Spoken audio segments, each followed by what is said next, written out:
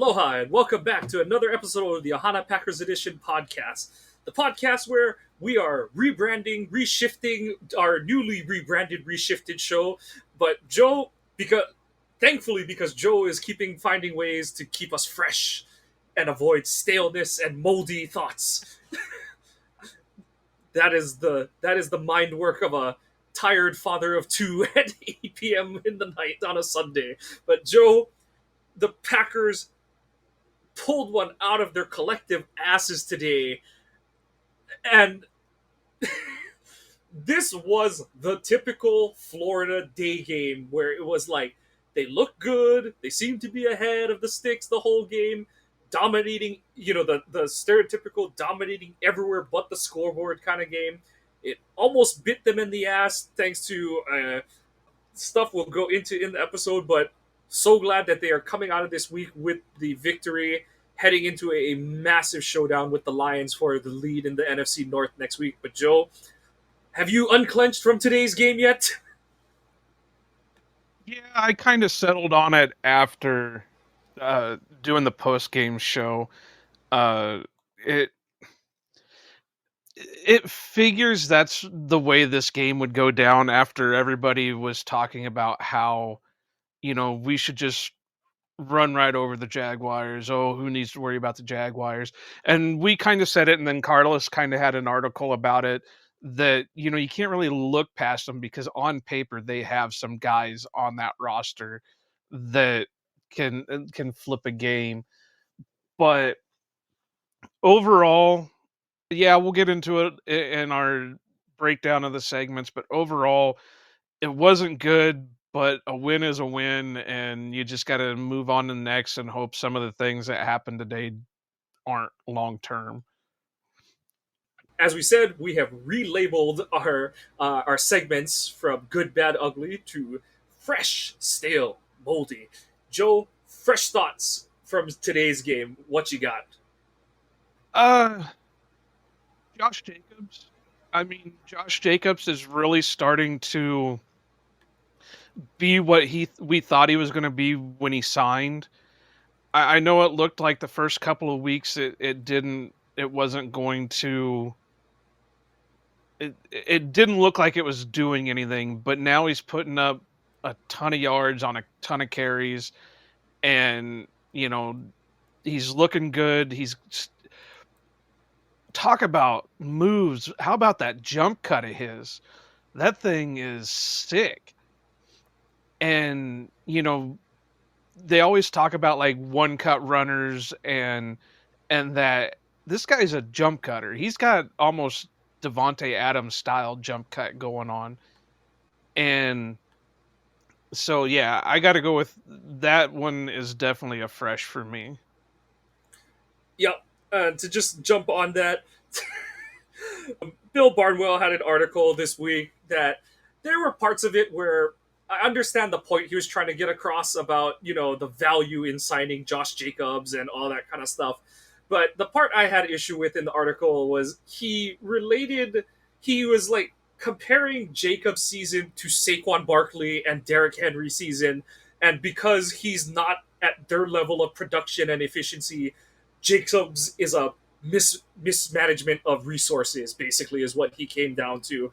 And shoot, of course I can't find it now, but people were already tweeting at him, especially after Jacobs' the second long touchdown run, and he kind of snarkily replied like, "Oh, no one was saying it."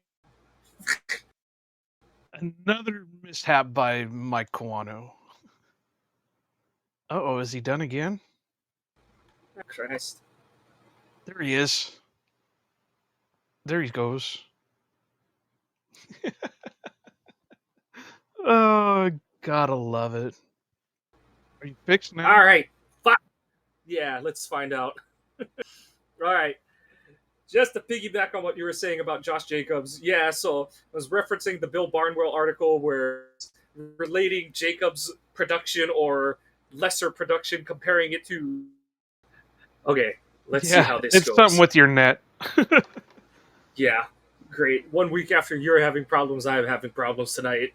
But Josh Jacobs did not have problems rushing the ball today, and it was absolutely paramount that he had a good game today because of the injury issues that Love was dealing with today.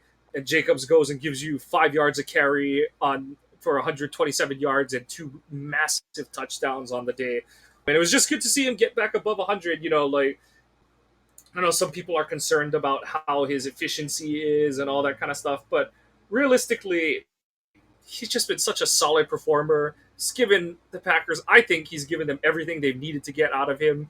And he's just, that's going to go into some of the other sections, but I think part of his relative lesser production is because with Love back, they've put the offensive burden on Jordan's shoulders as opposed to leaning heavily on this run game like they did in the two Willis starts. And we saw it go back the other way after Willis had to step into the game, finish out this one after Love left with the injury. So it's just really good to see Jacobs basically say like, sure, put it on my back again and let's go secure this win, guys. And at least for 1 week, it was more than enough it was enough to get the win.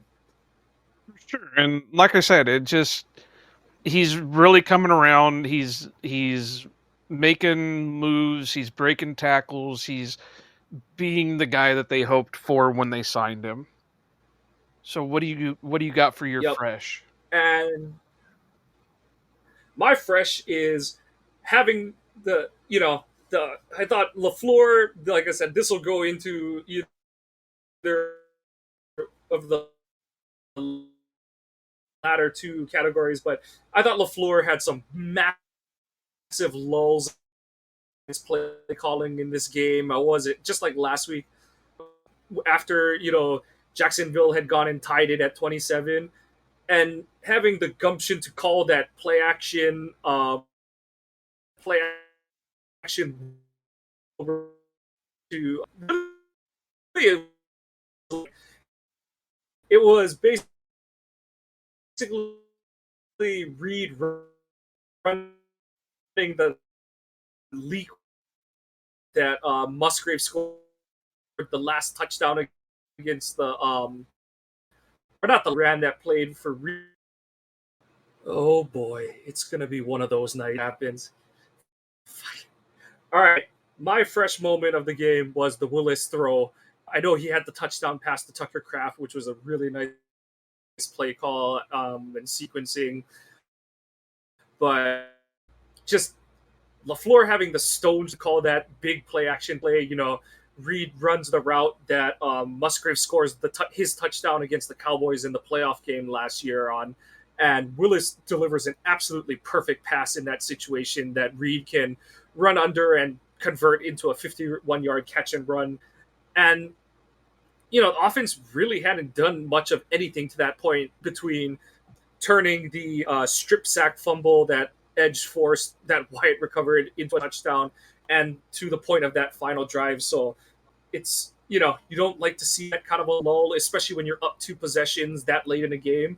But regardless, it was really good to see the offense be able to kickstart itself and secure the win at that point. So that was obviously my big fresh moment of the game because it did lead to the game-winning points for the afternoon. Are you muted? Yep. So I completely agree. So we'll just carry that into my next fresh, and that's Malik Willis, because for him to come in and step up as well as he did after Jordan's injury, that you can't ask for better from your backup, your number 2 quarterback. So that throw was amazing. The play call was amazing. Malik, it's hard to believe this is the same guy Tennessee just discarded. This guy that looked like he wasn't going to be able to play the game of football for any NFL team.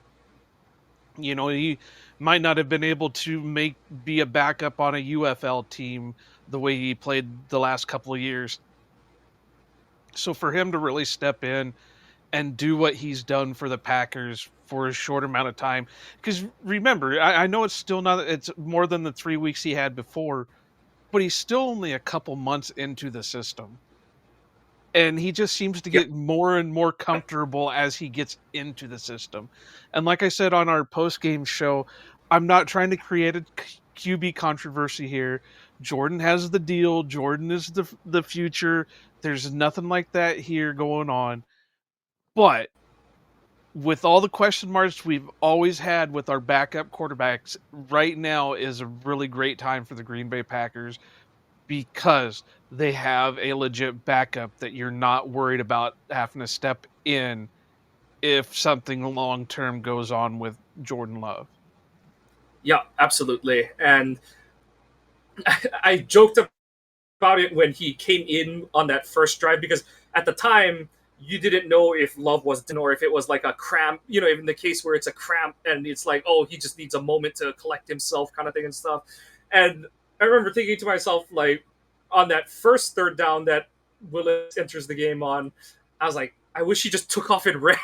Like, I appreciate that is making the effort to, like, be a better quarterback in an NFL set. But really, that first third down, I was like, damn it, I wish he just hit the top of his drop and just took off because I think he converts that 3rd and 9 if he just guns it and he just puts the pedal down and runs for it because Tennessee drops into a like kind of softer zone and I thought that and he still gains like 5 yards despite the fact that he like read it, waited, and like tried to, quote unquote play quarterback and get the ball to a receiver.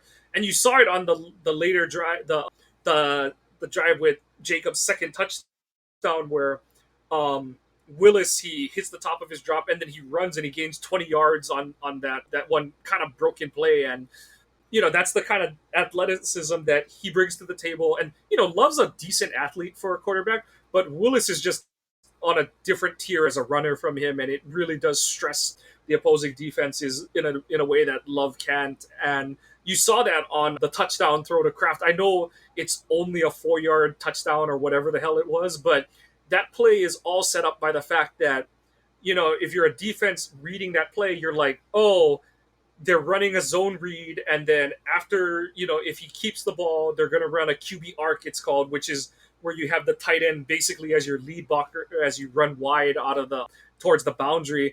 And because Jacksonville is like, oh, that's what, this is Malik Willis, he's going to run the ball, all that kind of stuff. They've seen him because he was in their division a few, the last couple seasons. And then Tucker Kraft is just all out there by his lonesome. There was no one between him and Tallahassee at that point. So just really great stuff. And then my other fresh is we discussed it on the preview show. I'm really glad that Devontae Wyatt got to come back for this game. I thought he had a couple pressures in this game, but the best moment was after Edge Cooper creates the fumble opportunity. Wyatt just friend zone whatever lineman was trying to run for the free ball, and like I can't remember who it was that tweeted it, but said, oh, I think it was Jeff Float. He goes, that was there's one popcorn shrimp at the buffet line left, and it's you or me kind of moment for Wyatt because you see him look at the ball and look at that lineman, and he just hip checks him out of the way, and like that's how you create turnovers in this league, and it was just really good. Wyatt has been on the climb since about the midpoint of last season. He's converting plays, getting opportunities, not whiffing on opportunities like he was to start last season. And I just think it's just such a deal for the Packers to line him away from a potential fumble recovery, and it set up Green Bay for what were absolute. I mean, any points are crucial points, but getting that touchdown to go up at the time 27-17 was absolutely crucial. And Devontae Wyatt is the perfect reason why I'm not overly concerned about Lucas Van Ness. Because Lucas is about in the same frame of that Devontae was in his second year. Now he's just got to put it And all Wyatt together was in like the third 2 years older. Yeah. Yeah. At the same points of their career, Wyatt's like 2 years older. So yeah, exactly. But I left one fresh curd for you. It's your boy, and I am going to roll out the red carpet for you for your man getting back in the graces of individual statistics this week. Well, I'm going to give him a partial fresh because he did get the interception. And that's now in the post game friend of show True North Packer fan did a perfect question. Who's going to have the most interceptions at the end of the season, Jordan Love or Xavier McKinney? And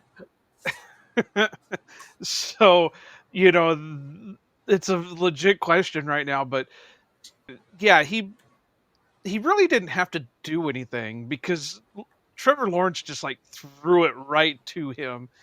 But he was in the perfect position. We've seen in the past where our DBs have been in the perfect position and it hits them right in the chest and they can't make a play on it. So, I give him all the credit in the world on that. And I'm only giving him a partial fresh because we'll get into it in a little bit in the stale. There were some moments today. And it might not all be Yep. his fault, but there were some moments today. Yeah. So, and honestly, and we'll give Edge Cooper his. He had a couple rookie moments out there, got a little shook or lost on some runs and stuff like that. But he had, obviously he had the big forced fumble. He had, I think, another play where he pressured into a sack. He has the breakup on the pass down the seam to Christian Kirk, where Kirk unfortunately injured himself on. But I think, what we said, it's been a ramp up for Cooper. They obviously wanted to get his athleticism on the field, and we've seen him just add not whole tools, but at least if we're talking, using the adding tools to your belt analogy, he's not adding whole tools at a time, but he's at least adding more like nuts and bolts to the little carrying pouch on the belt at times. And I still think he has, the learning curve limitation, but I do really appreciate how Halfley is doing everything he can to maximize the benefit of having Cooper's athleticism on the field. And every time he puts him, every time he uses him as a heat-seeking missile, it comes up roses for the Packers. And that's, I feel like predominantly that's the kind of player he's going to be this season, and there's nothing wrong with it. He's a rookie who had, who had a lot of raw edges to his game and needed a lot of refining. But the fact that they're able to find a way to make the most of his opportunities is just really good sign for things to come for him. So that's going to round out the fresh section for me. We're going to go into stale curds now, or stale thoughts. Joe, lead us off. Stale. What ran stale for you today? Jordan Love. I know he got injured, but here's my thought process right now. He, even before the injury, he re-injured. I don't know. Did they ever come out and say what? I thought they said it was a groin injury more than it was a re-injury of the knee. Yeah, no. So they did not. And I don't know how much they would admit that there was a setback with the knee, but they pointed strongly that it was purely a groin injury. And honestly, that's what I thought it was when he first tweaked it on the opening drive of the game, because it's when he rolls out of the pocket and kind of, jumps to make that one throw. And when he comes down on his left leg, you can see it tightens up on him. And I didn't think it was the knee. I thought it was some soft tissue thing, and it turned out it was the groin. And so just to go on this point before we get back to you, I'm not sure where to put my worry meter on Love, because I'm having a hard time parsing through LaFleur's comments after the game, because on one hand, you're always going to have high concern when your starting quarterback gets injured, but I also do think they were being cautious because LaFleur said, we took him out because he couldn't protect himself anymore. And so it sort of borders on the, he could have kept playing, but, at the same time, there were obvious issues that were popping up. So that's my little spiel on it. We'll obviously see if Jordan practices this week. And I am of the, if he's healthy and cleared, you play him this week. But I do wonder if he has a short leash in this Detroit game because one, you want to win this game. It's really important moving forward throughout the season. But two, the bye is the following week. And do you, if it grabs early, do you just say that's it? We're pulling the plug. We're not letting you aggravate it. Elevate this from a grade 1 to a grade 2 kind of situation and stuff. So kind of curious to see what route the team goes with Love's progression through this injury. But yeah, back to you, Joe.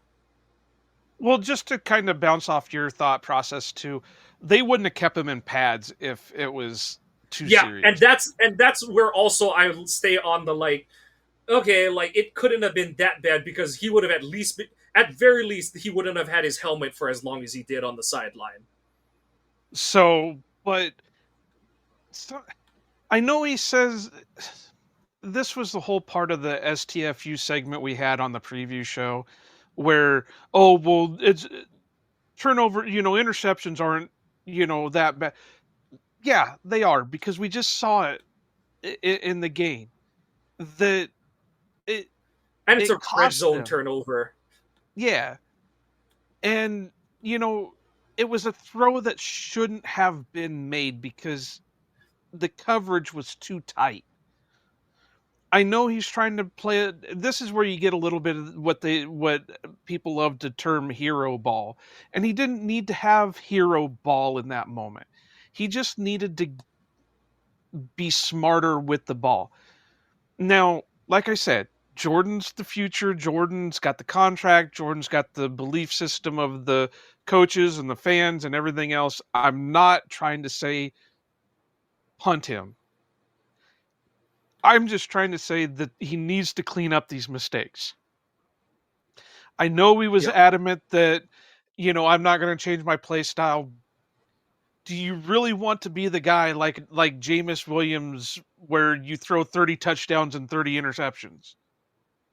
I don't think that was the actual number, but it seemed like it. No, he was 30 Uh, 30. Yeah. okay, yeah. So, are you really wanting to be 30-30? So, to me as a fan, I wouldn't want that. To me as a not much of a player. I played a year in high school, but as a guy who played, I wouldn't want to be in that situation.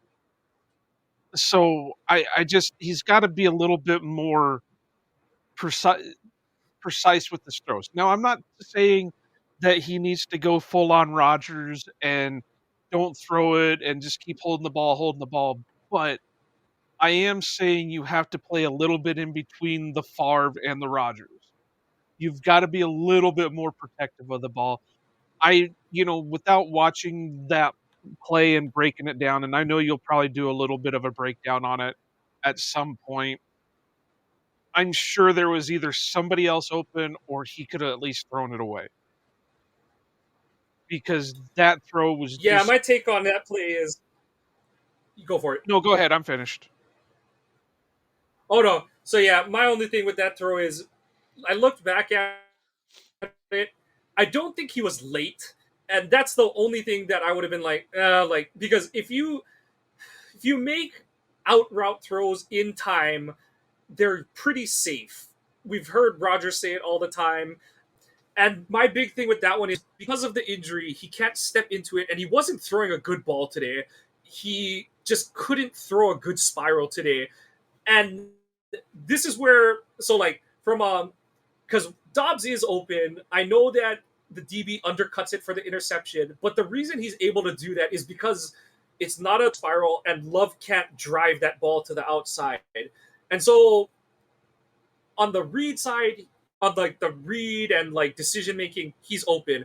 But also, you've had 2.5 drives at that point, and that drive was like 10 plays and like 70 whatever yards because you started inside your own 10-yard line or whatever. And at that point, you've got to kind of have a feel on where you're at physically during a game where it's like, okay, like I'm feeling good doing X, Y, and Z, but like this throw, that's not really happening for me today. And this is where I do with you that he's got to know that, like, shit, I can't drive the ball outside the numbers today. especially that one to Dobbs where it wasn't even to the sideline. It was like he was Dobbs was the slot receiver, and so that throw really has to be exactly where it needs to be to avoid the outcome that it ended up being.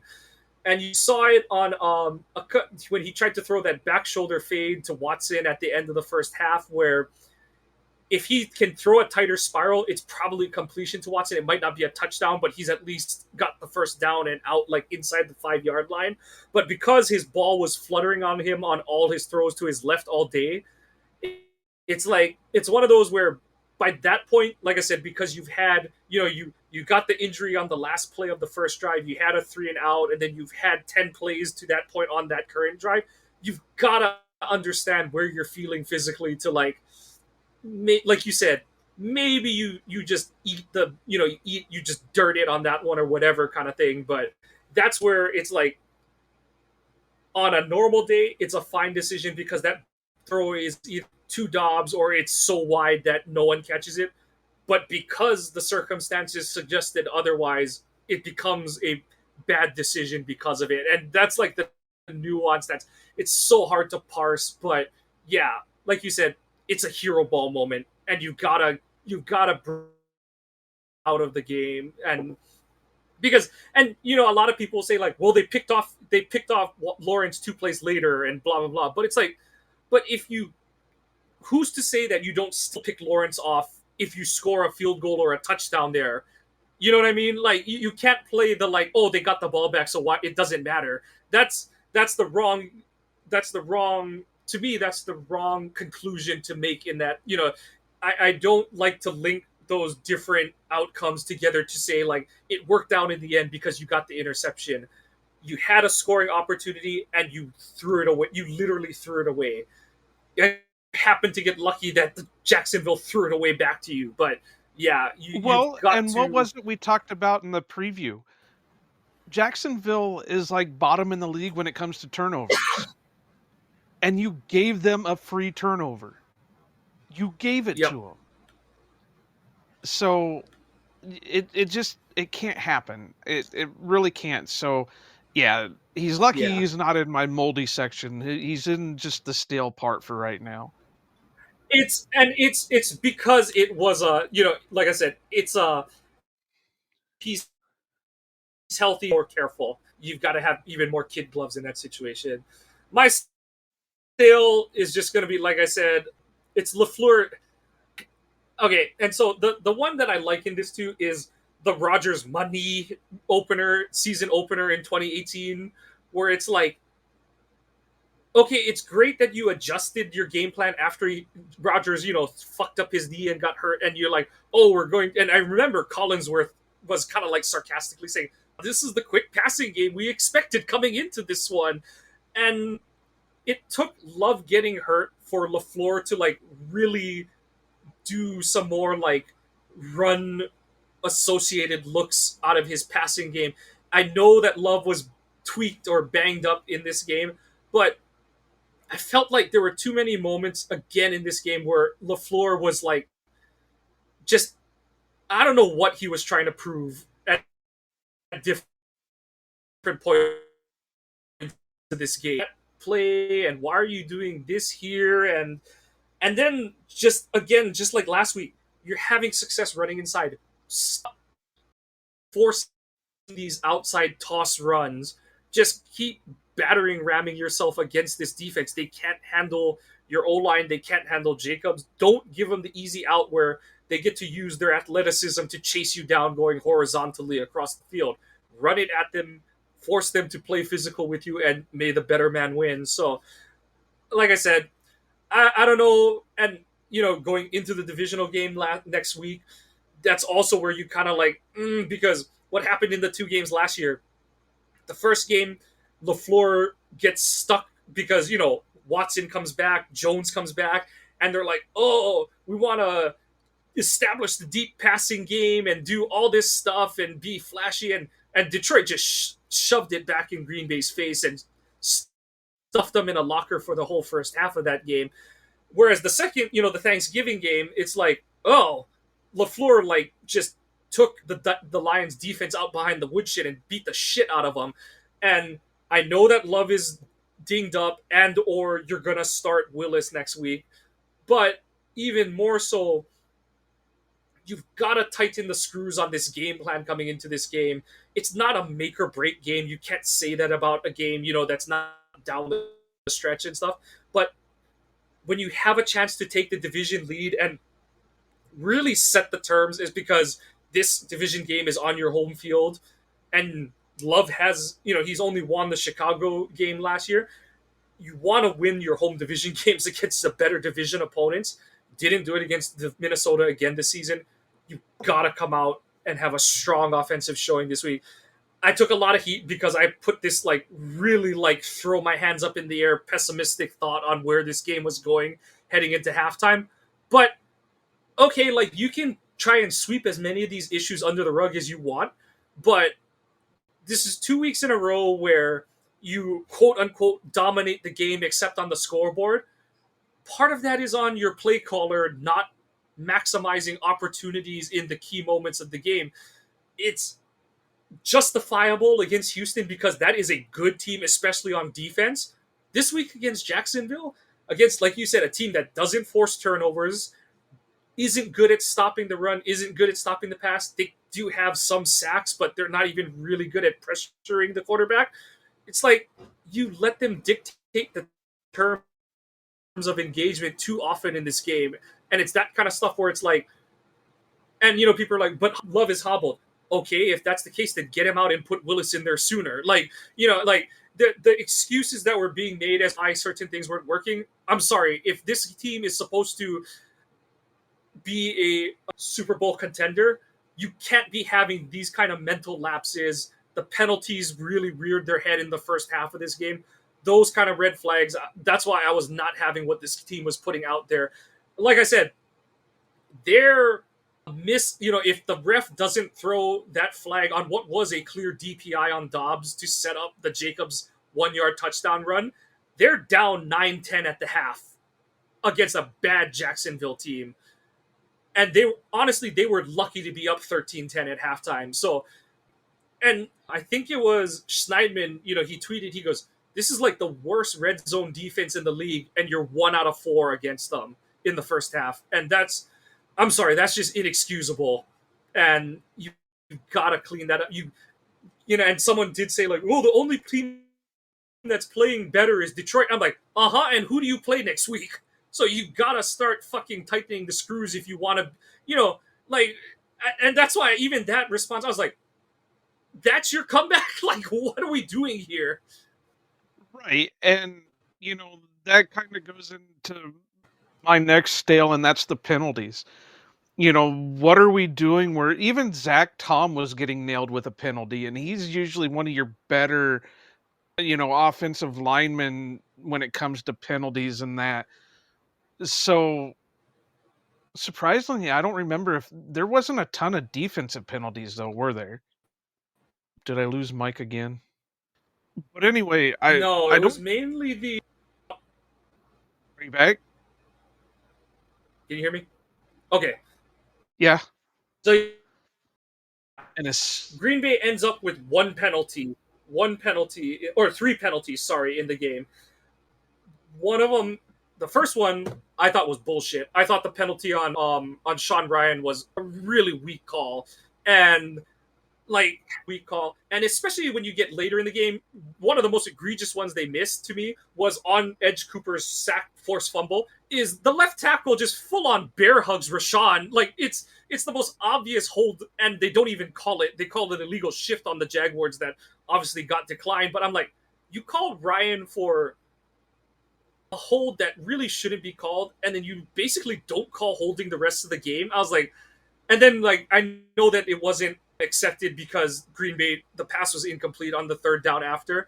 But yeah, I thought that Ryan penalty was terrible. It was good that they really did tighten down on it after halftime because, I think they had 2 more procedural penalties in the first half and then didn't have an accepted penalty after halftime. But I'm with you. That was setting off a red flag that I was oh great, we're back here again, committing multiple penalties on the same drive again, and it just was one of those unsettling feelings, like, okay, like you guys really aren't going to clean this shit up.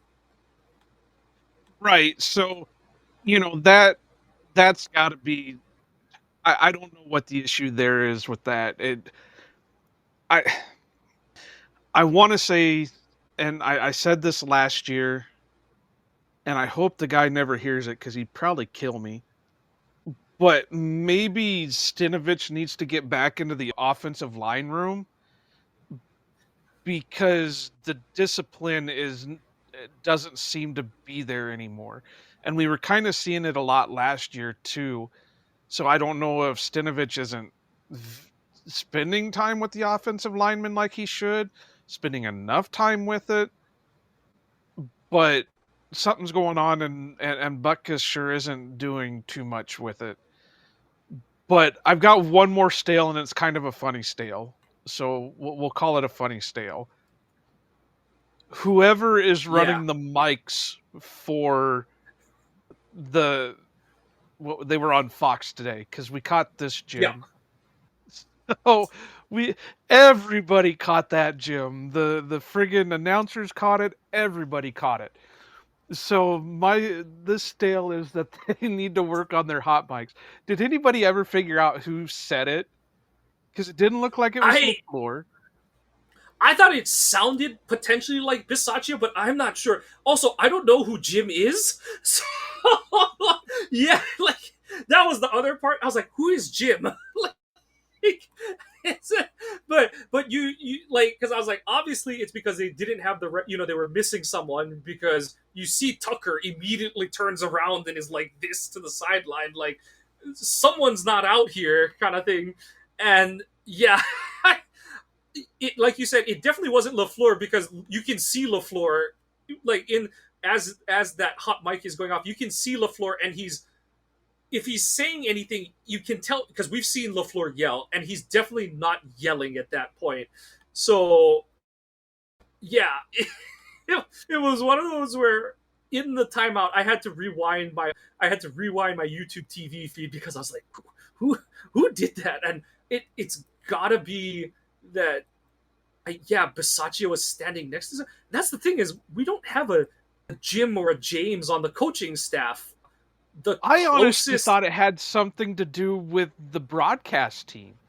And it sounded like the must be commentators were thinking the same thing because they were right. trying to real quick change out of that. Like, well, what? And that this guy? Kenny Albert was great. He's like, neither of us are named Jim, so it can't be us. Like that was a great job by Kenny Albert. but he did the whole, you heard that, I heard that, but neither of us is named Jim, so I think we're okay. It's not our fault. I But don't. yeah, It was that was just one of those where, great. like I said, I had to rewind it, because I was like, did I really hear that, or was that in my head? Because that's how I feel watching this team right now. But yeah, just If that was on the floor, that would have been on par with Vince Lombardi's "What the hell's going on out here?" oh yeah. And like I said, and like we both, like, the reason I don't think it was anyway is because no one's name is Jim on the coaching staff. And hold on, let's just do a quick Unless who were the let's refs? just do, Was ref? yeah, I don't. And that's the thing, is that the play before didn't elicit that kind of, because I think it was an incomplete pass or whatever. So I don't. And no one, yeah, there is no James on the Packers roster, or James, Jim, Jimmy. There is none on the Packers roster.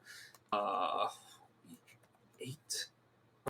Yeah, I don't I don't know who that There was was. none on the officiating crew. There was Land Clark, Paul King, Tom Steven, Jeff Right, thank you. Hudson, That was Land Clark. Jabir, Yeah. Jabir Walker, Dominique Pender, and Brad Freeman.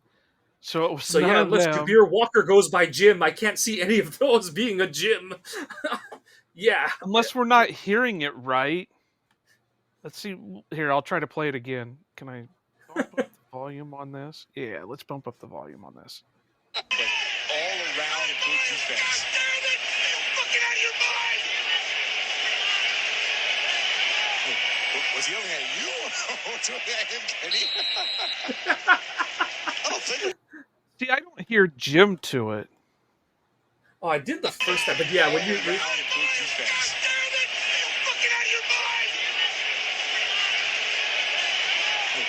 I swear the first time I heard a Jim.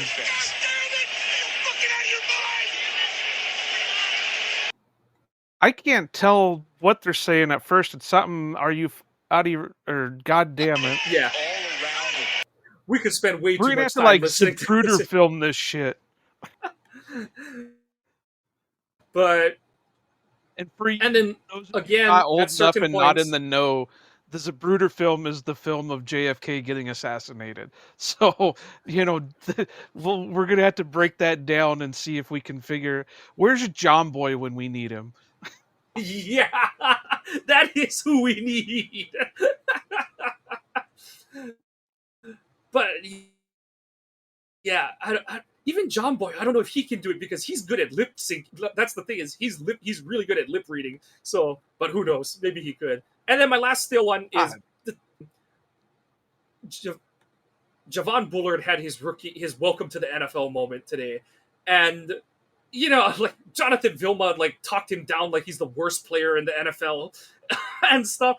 And to me, it was just a rookie getting taken advantage of in a situation. And hey, like better that it happens now than in the playoffs. And there's a lot that he can learn from. The one big play that he gives up to Brian Thomas, it's because he tried to cheat on a route. You got to stay square, can't jump inside. Even you've got to let the route play out a little bit more before you try and jump it to make an interception. And missed a couple tackles. I thought he bounced back after that drive pretty well, made some solid tackles that helped end certain plays later in the game. But for me, it's unfortunate. These things are going to happen to good players. We've seen Jair have his moments. We've seen, all defenders are going to get beat at some point. And the main thing for Bullard is just seeing how he bounces back. But again, big test for him going into the Detroit game. But that was an unfortunate that, Jacksonville's, what was that? I guess their first touchdown drive was kind of on him because, he got beat like a drum a couple times. So learning moment, but I know he's going to come out better for it. He's going to learn from it. He's going to make his mistakes. He's got to get his lumps. So he's not the one I'm overly concerned about right now. And any more for stale for you, or you just want to go into the stanky moldy section? Let's just jump in the moldy because the last few that I have kind of could go into both. Yeah, go for it. Let her rip.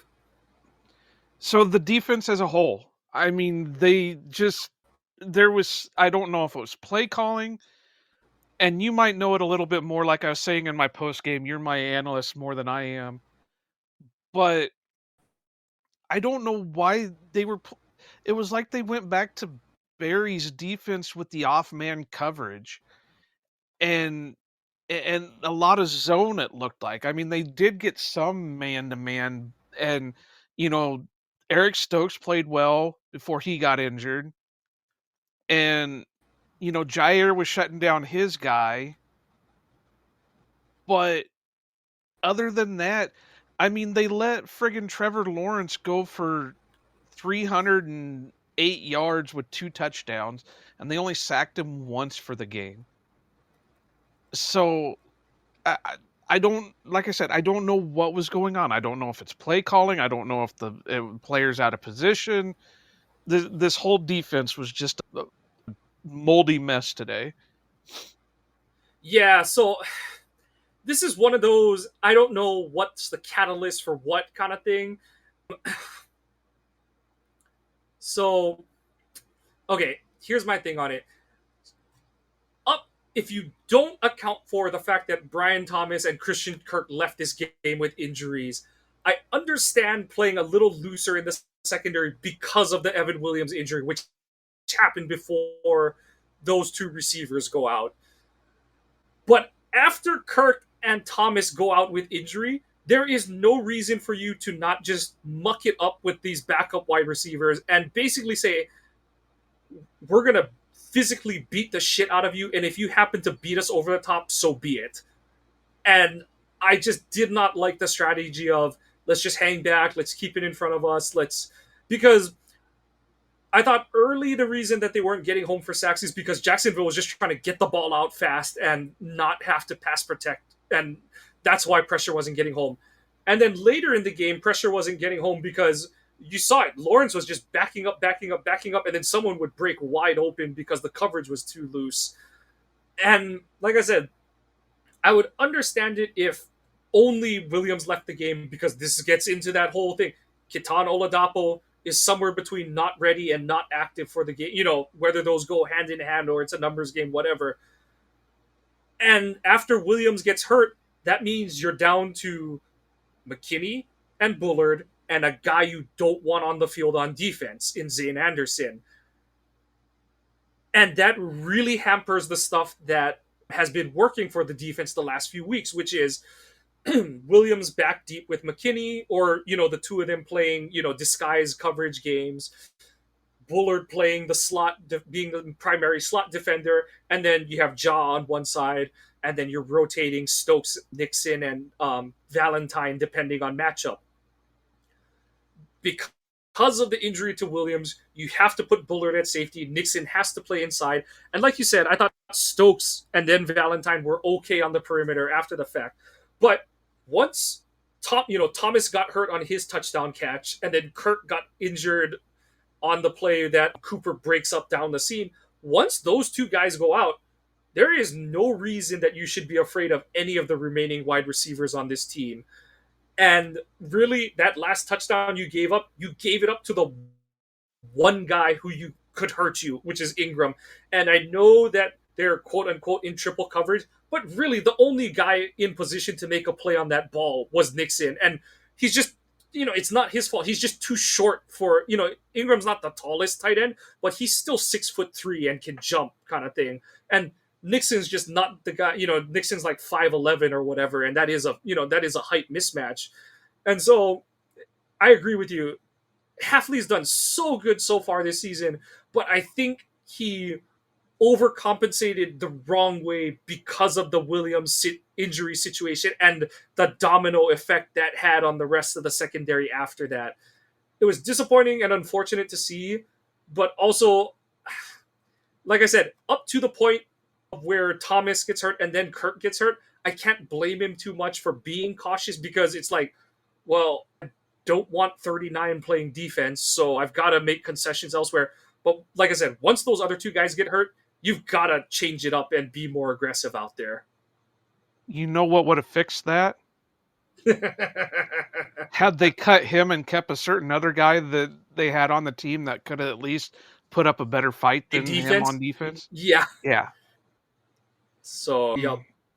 But this goes into my next moldy point, and I'll let you have yours, but mine were kind of mixed in together. Yeah, no, go for it.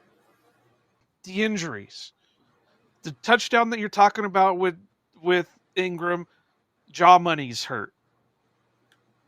Evan Williams goes out with an injury. Stokes goes out with an injury. Love's hurt. Jacobs got banged up. He at least was able to come back in and play, but he got banged up. Myers was banged up. For a team that we thought that had this injury thing figured out, now it's coming back to haunt them. And I don't know, did they mention what any of the injuries were? The only one that I could find anything on is talking about Love. I didn't see anything about Jair. I didn't see anything about, obviously it's not good that Evan Williams got, he basically was This was a hamstring. Yeah, so I do know they said that on the broadcast. Yeah, Jair seems to still be a mystery. It doesn't look like anyone talked to him after the game. Like, Schneidman's last report is like, oh, just noticed watching the replay, or I noticed real time and watching the replay, Ja was behind it but didn't jump. Defense didn't go back, so we don't know if he would have played or not. And so it's one of those where there's just a lot of question marks coming out of this game that make this win, like we said, that's where it goes back to not taking advantage of your opportunities earlier in the game. You score another touchdown or two on those those four first half red zone opportunities. You're up 21-0, 24-10 or whatever at the halftime. You can pull some of these guys out later in the game. Let Rob, nothing against Robert Rochelle, but that's Robert Rochelle, Valentine rehab, getting his feet back under him time at the end of the game. And, like you're like 4 minutes to go in the game kind of situation. But because you squandered opportunities early in the game, because Love got hurt earlier in the game, you're behind the 8 ball. You gain the lead to 10 points, but then you immediately give up a field goal, go 3-and-out on the next drive, give up the tying touchdown, and it's like, shit. Like, you're playing, and you do hope that the best case scenario is Jair cramped at the end of it, and that's why you didn't see more of a concern about it and all that kind of stuff. But it's just, like you said, it just leaves you feeling really uneasy and unhappy. You're always happy with a win, but it just leaves you with this sick feeling in your stomach that it's like, did we fuck around and find out a little bit in this one? And it's like, they got no one to blame but themselves if that's the case. I think I could see it being cramping for Jair, just the way he started hopping. Yeah. And like I said, that's what I'm hoping for. I almost just count Williams as out this week because, like I said, hamstring injury, you're going into the bye. You just can't, you can't have him aggravate it kind of thing. So we'll see. But yeah, it's just really unfortunate to be sitting here having these coulda, woulda, shoulda kind of thoughts. And it's like, you're about to head into we went through the first part of the season so far without having any of these worries other than Jordan Love, and now it's all coming in at one time. Yep. So the big moldy one I have is Orzik continues to be a fucking problem. And everyone was lauding Chris Brooks, and in the end it turned out to be the right play for him to go down at the 1 yard line or whatever it was, or the 4 yard line, run the clock down and stuff like that. But in my mind, I was like, he should have fucking scored. You should have fucking scored the touchdown, because I was like, Orzik again was off target on almost all of his long snaps in the field goal game. And on the final long snap, he snapped it in between Whelan's legs. Again, you can see it. The direction of the broadcast view is the camera is looking from obviously behind the goalpost into the Packers kicking backfield, and you can see it. Whelan fields the ball the hand is out in front of him, or it's his right hand because McManus is a right-legged kicker. The hand is out in front, it's out, and then he has to come back and catch it and then put it back. And like I said, Whelan should be getting whatever the fuck Orzik is getting paid, because he is just bailing his sorry ass out every week. And it's gonna be a problem at some to me it is a problem, but it's gonna create a disaster at some point when it's too little too late for the team to react to it. And I'm just sick of seeing it every fucking game. Was 3 for 3 with field goals and 3 for 3 for extra points today, so I'm just saying. I think there was another reason behind his issues other than like we said, you want to see him overcome it, but if you're not certain, like I said, and I don't know anything of the inside outs of kicking, but the one thing that all my friends who were good kickers in high school have told me is that sequence, that operation, the timing of it, the sequence of it, the mechanics of when the ball is supposed to be down as you're approaching it as the kicker. If you can't trust that's all going to be right, and I know people are like, but Whelan's good at getting the ball down. But that's not the fucking point. The point is that, let's say 1 second after the ball is snapped, that ball should be down in the same spot every time. And that's the thing is, Whelan is getting it down, but because he's having to adjust and contort to catch it and then put it back in front of him, he might not be putting it on exactly the same spot on the ground every time. Because that's the thing is you have your if it's a right-footed kicker, your right hand is up to signal for the ball. Your left finger is down because that's where you're making an indent in the turf to be like the ball is going down right here kind of thing when I put it down. But because Whelan has to turn, he's losing orientation of where he's putting the ball down, and because the timing and the position is off, you can't say for certain who's ultimately at fault. We both admit, like, yes, you want Anders to kick through it better, but what are the differences between his situation in San Fran and his situation here? What was in here in Green Bay? I'm going to assume San Fran has a much better long snapper. And I have to, and this is another guy that would probably snap my neck if he heard me saying this stuff and he ever caught me.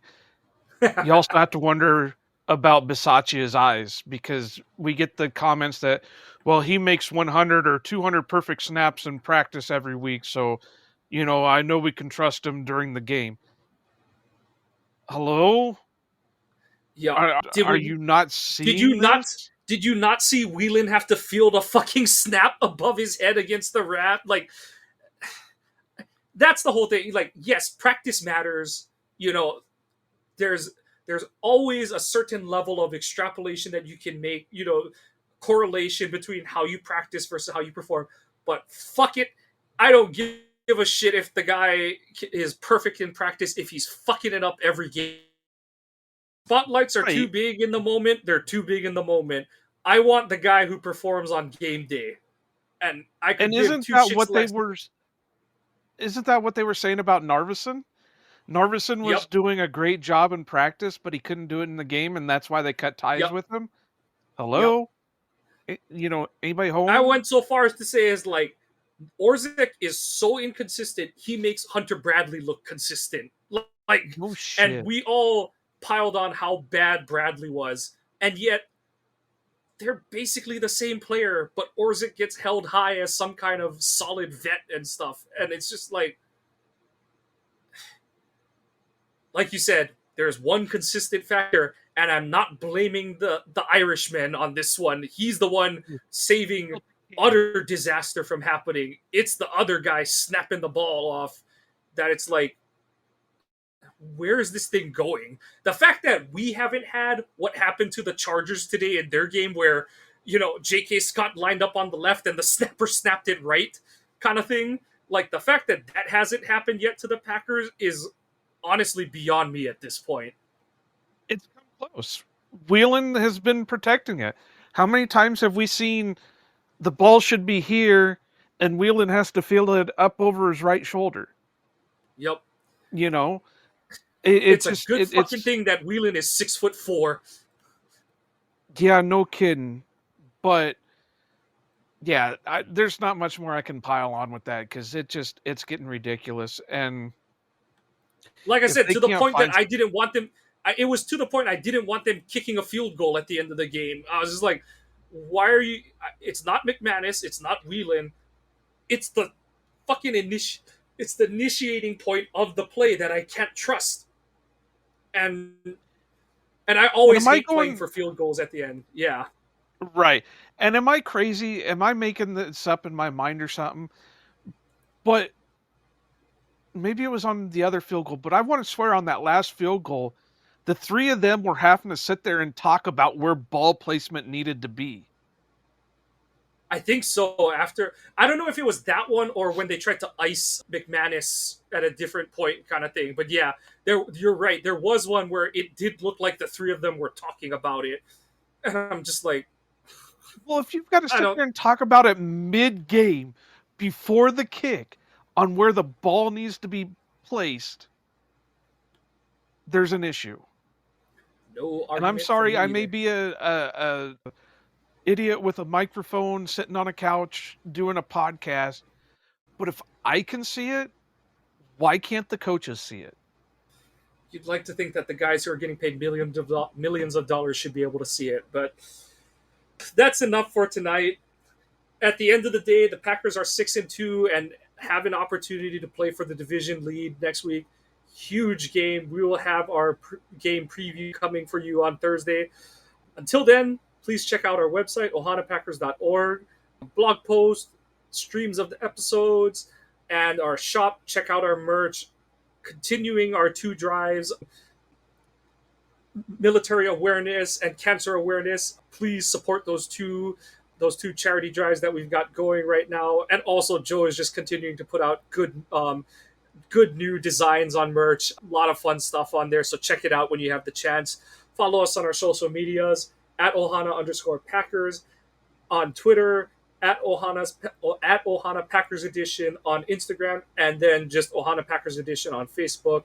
Follow the podcast on your favorite podcasting apps. Please give us a like and a subscribe. And all of your comments, positive or negative, we want to hear it so that we're creating the content you're looking for. Packers moved to 6-2. They are second in the division at the moment and have their sights set on taking the lead against the Lions next week, Sunday. That's Iowa Joe. I'm Mike. Go Pack Go, and aloha.